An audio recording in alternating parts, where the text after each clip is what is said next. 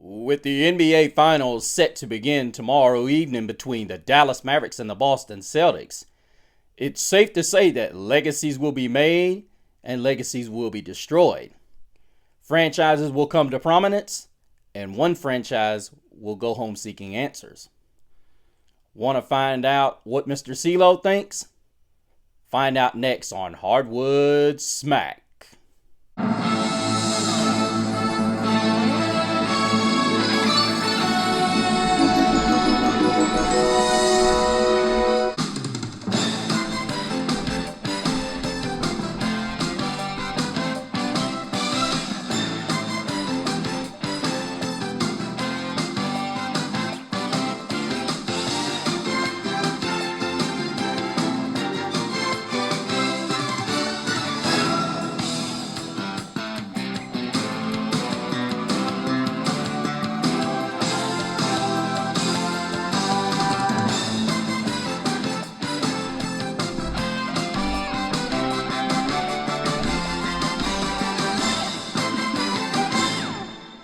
Welcome back, you guys.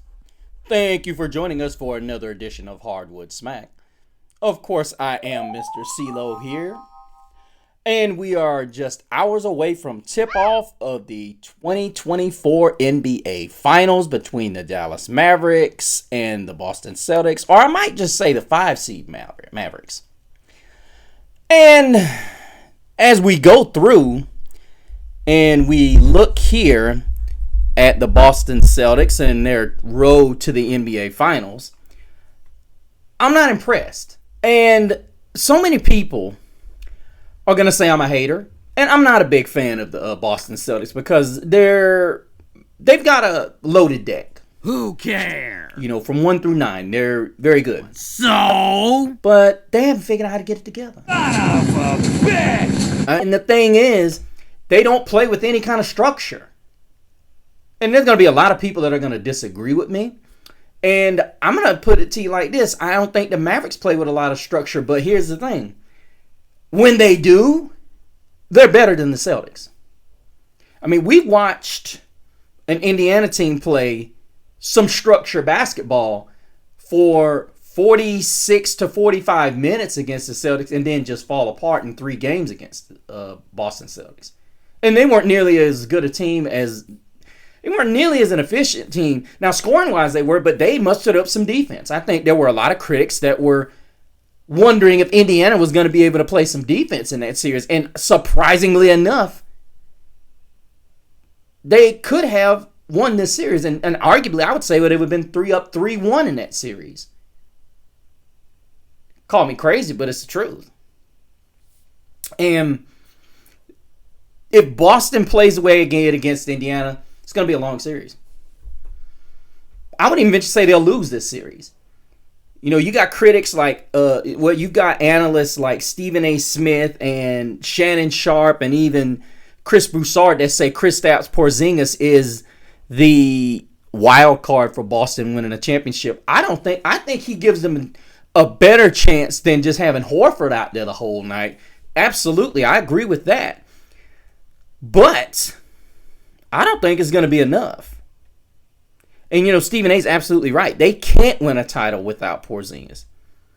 And, we can sit here and act like that the Boston Celtics are this dominant force that they've been all regular season. They aren't.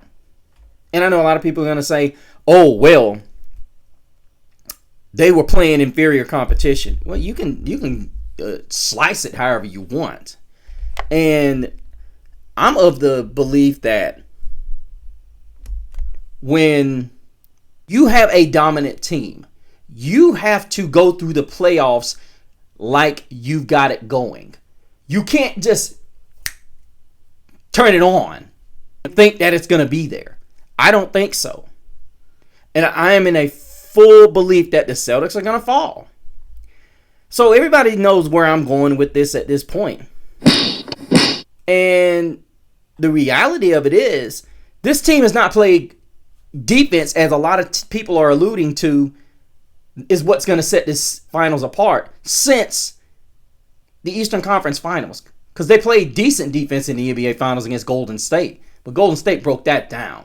What a dumbass. All of the talk is that they're going to have Drew Holiday guarding Luka Doncic and Derek White guarding Kyrie Irving. And listen, we could sit here and we can call it what it is and say, okay, Kristaps Porzingis is back, so that's going to be a totally different look for the Dallas Mavericks. But let's not kid ourselves here. Porzingis is a liability on both ends of the floor because of his inability to be mobile. His inability to be mobile is going to be a huge problem for them. And see, where the Dallas Mavericks are going to excel in this series and is not only Luka's ability to rebound the basketball, and he's learning to push it, but it's going to be those big men. Those big guys that they have. And I know a lot of people are going to say, okay, P.J. Washington did not have a good Western Conference Finals. He didn't. But then when he didn't, he still showed up in key moments. And that's what's so important. You got guys, and see, Dallas doesn't play but maybe 8 deep. Because you're looking at, and Josh Green's got to have a big series. He can't miss open threes like he's done the last 2 series. He's almost got to be perfect in this series. And he's been big in some cases. But I see where Jason Kidd is probably going to play Luka Doncic, Kyrie Irving. And I know Tim Hardaway did not get a lot of looks in the last series. But I can tell you, they will probably go with a lineup that looks something like when Doncic goes to the bench, it'll be Kyrie Irving, more than likely Josh Green, Derek Jones, or Max Kleber at the 3. Derek Jones, along with Daniel Gafford and Derek Lively. To me, everybody talks about Derek Lively, and then for just cause. But Daniel Gafford, this is the guy that I enjoy watching. This guy is just so athletic. 6'10", 234 pounds, and he just attacks the basket when he is in and around the paint, and he is such a force blocking shots. This is a guy, now I'm going to say it like this. Him staying on the floor is going to be imperative for Dallas to keep Tatum and Brown out of the paint. And I'm looking and I'm saying P.J. Washington's going to have to be big when it comes to, and Derek Jones are going to have to be guys that are going to have to be big when it comes to them going to the basket. You don't even have to keep these guys in front of you. All you really need to do is keep them 3 to 4 feet from the basket when they try to go up, and guess who's going to be there? Daniel Gafford. And even Derek Lively. These two guys this is a must. These guys have to be at a level where they're pulling points off the board for Boston. Because here's the reality. Porzingis, you don't have to worry about as far as his mobility. He is the guy that is going to hurt Boston when he is on the floor. Same as Al Horford. You've got guys in Dallas, these are mobile big men. They can't kill you with the three-point shot, Gafford and Lively. They can't kill you with the three-point shot. But what's dangerous about these guys is around the rim. You got guys like P.J. Washington who can play the 4 and he can play the 3. These are going to be the guys that are going to hurt you if they decide to go with a combination of Porzingis and Horford, which they probably will not because that is too slow for these guys.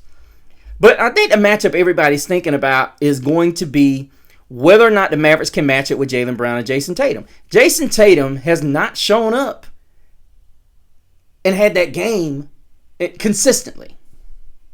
He's had some decent games, and a lot of it's from the foul line. He's had a game where he shot well, and that's always been the story between Brown and Tatum. They're not shooting well, they try to get to the foul line. I don't think that's going to happen in this series. For one, the shot blocking ability of the Dallas Mavericks is just so impressive. And I'm going to be honest with you, I think the officiating is going to be very tight. It's not going to be a situation where Boston's just going to be able to shoot free throws left and right. Because just as you have those guys, you're going to have Luka Doncic and Kyrie Irving. These guys this is not a series that the Boston Celtics want to make it into a free throw shooting series.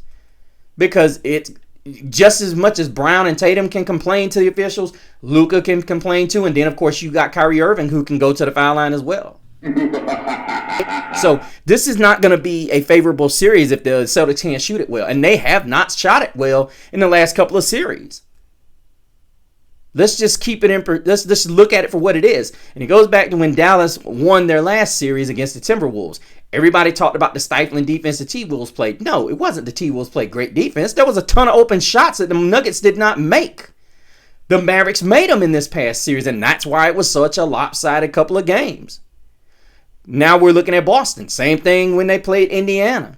Same thing when they played Cleveland.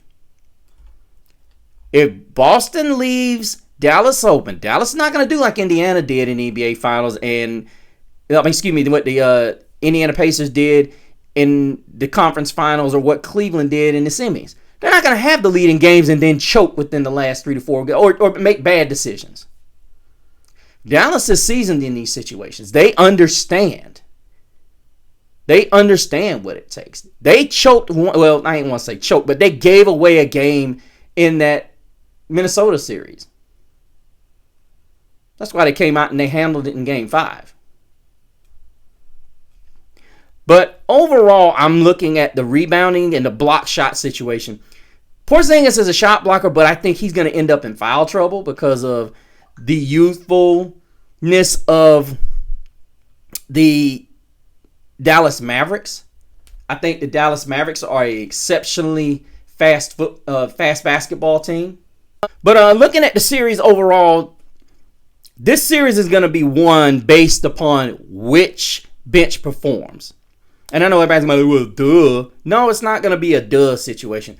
For the Dallas Mavericks, the two guys that have to perform at top level, of course, are going to have to be P.J. Washington. And the guy that I'm thinking is going to... There are actually 3 guys for Dallas. Because, honestly, this guy is going to get playing time probably when they have Al Horford or when they have Porzingis in at the same time. When they have these two in at the same time. And that's Maxi Kleber. He has to make Boston pay when they go with the combination of Porzingis and Horford, or when they go with Horford at the 5. But I ultimately believe what's going to happen is they're going to go with Kleber in small doses because Daniel Gafford and Derek Lively present such a nightmare. And they may even put Kleber at the 3. They may, because they need his shooting and his spacing of the floor. And P.J. Washington and Daniel Gafford hold down Jaylen Brown and Jason Tatum, but they could go with Kleber when one of those two are on the bench, because Kleber presents such a major part because they've not had him in a couple of they came back in the late stages of the Minnesota series. If they get his 3-point shooting and he gets hot, this could be a long stretch for the Boston Celtics, and it could cost them. But the 3 guys I'm looking at are P.J. Washington, Maxi Kleber, and Daniel Gafford with an assist to Derek Lively, because he's had some time off to rest. And this guy is such a force to be a rookie. Man. Now, let's look over at the Boston side of things, you guys. To me, the athleticism of Dallas Mavericks is just going to be too much. And I haven't seen Boston play great defense since Joe Mazzulla's been the coach. I really haven't. I've seen that go out the window, and I've seen the essence of jacking up threes become their thing, and defense has kind of walked out. And I don't think Drew Holiday is going to be able to do it all by himself. And as I said, when you get into the depth of that bench, those guys don't play good defense. And once Drew Holiday and Derek White, whom I see as a guy who's got to get back to that them 25-point clips that he was coming at, because as I said before, Jason Tatum hasn't played exceptionally well. People are going to look at, he's averaging 20. Well, he's averaging, yeah, but he's had high volumes and low volumes too. There were lots of games where you had Derek White was just balling out, and you were just kind of pedestrian. Same thing with Jaylen Brown. Jaylen Brown's had a good couple of games, but if the Dallas Mavericks can say, because this is the way Jaylen Brown does it, he has one big quarter a game. If you see him trying to be assertive in a game, double team him and deny him the ball. If you can keep him pedestrian and focused, I mean, out of one quarter, excuse me. Because he gets his points in bunches. And then you don't hear from him again. You know, I think Porzingis is going to be huge on the glass and being able to stretch out Dallas. And if he's not healthy, I want you guys to hear me. Porzingis is the lone X factor in this entire series. Porzingis makes this a series if he's healthy. Now that's the question. How healthy is Porzingis? If Porzingis is not healthy, you kiss this series goodbye. It could very well be a 4-1 NBA title for the Dallas Mavericks. That's just how good this Dallas Mavericks and fast they are. I think when everybody looked at crowning the Minnesota Timberwolves or the Oklahoma City Thunder, whom this team beat, this team beat both of these teams, guys. And you have to look at it and say, this team has had a rough road to the NBA Finals. They've been tested. And not only have they stood up to the test, they've obliterated the test. Yeah. There's no ifs, ands, and buts about it, you guys. They've gotten better with each series. Minnesota knocked off the champs in 7. But then they came back and just...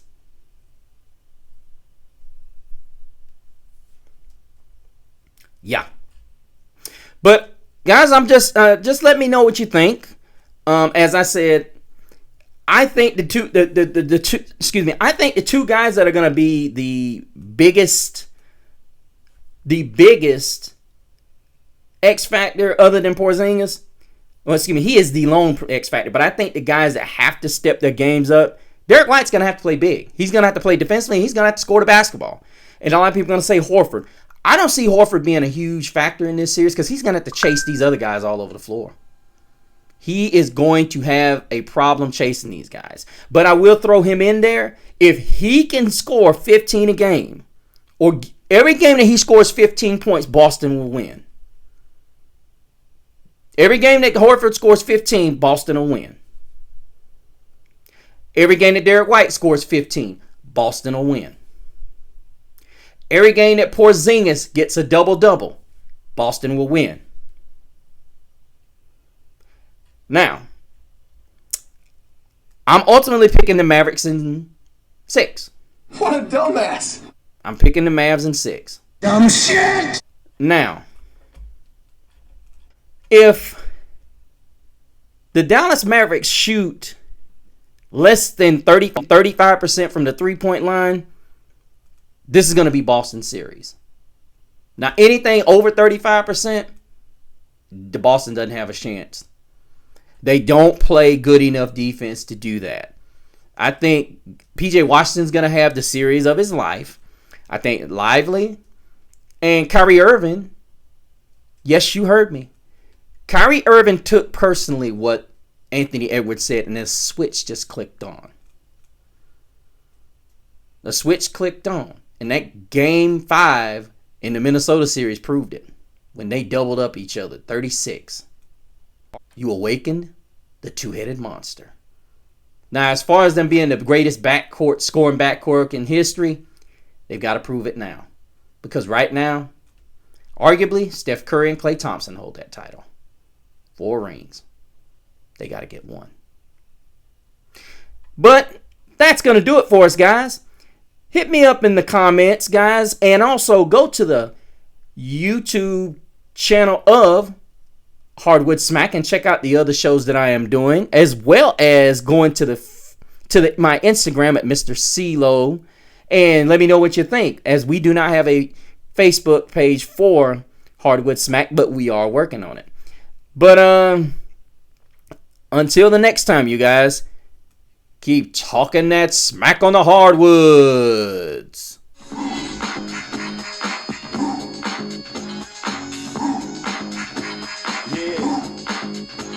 Know what I mean? What you gonna do when I come through, babe? What you wanna do? Anything goes on the court, I never been beat. Beauty only skin deep, I like the rim 10 feet. You can't stop me, your game looks sloppy. You need more practice, maybe you like this. To enjoy the game by midway, I can drive around you, even shoot a trait. A 3-point threat, no sweat, you can bet. Back it out and fade away out net. Hang time. What you wanna do? Tell me, what you gonna do when I come through bang? What you wanna do? Fast breaks, alley-oops, you know the rules. Crossover dribbles, taking you to school like that. Next time, remember who you're playing. You get no mercy, know what I'm saying? If you reach, I'ma teach. 2 for the layup, catch you on the rebound. Game over, stay up.